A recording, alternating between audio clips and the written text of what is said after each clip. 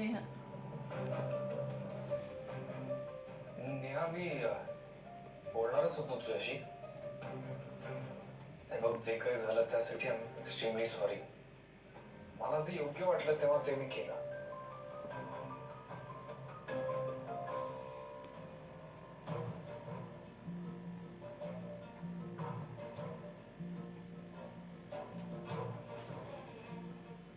ऐक नेहा, जे काही झालं ते माझी चूक आहे. तू प्लीज शिवाला काही बोलू नकोस.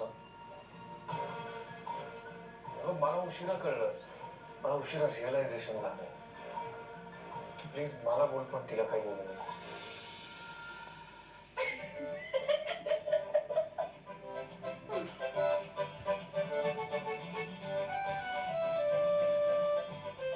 शिवा, मी खूप खूप खुश आहे.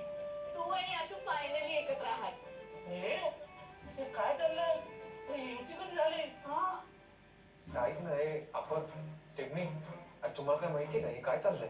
अहो, मलाही नाही काही कळते. ते फर्स्ट टाइम घडते सगळं माझ्या समोर. शिवा, तुझीला मिठी मारली? अरे, तिने पण मारली ना मला मिठी.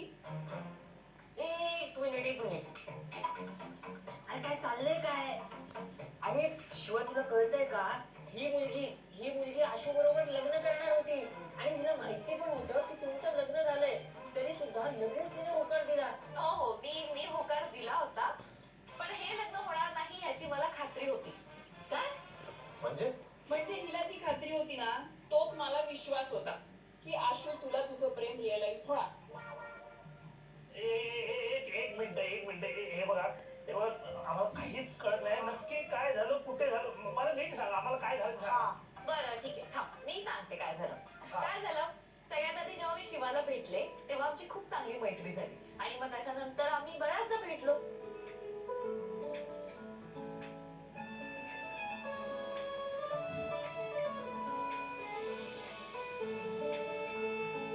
शिवाय हे एवढं सगळं होतं का?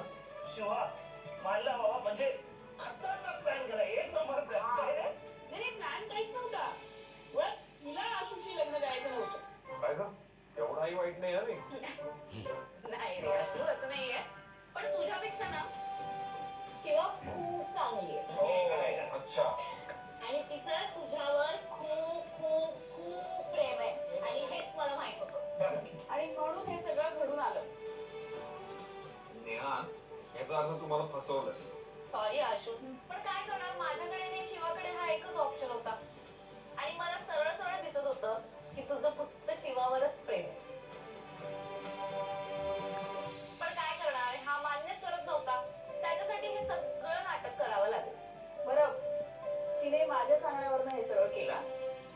हा, पण आशू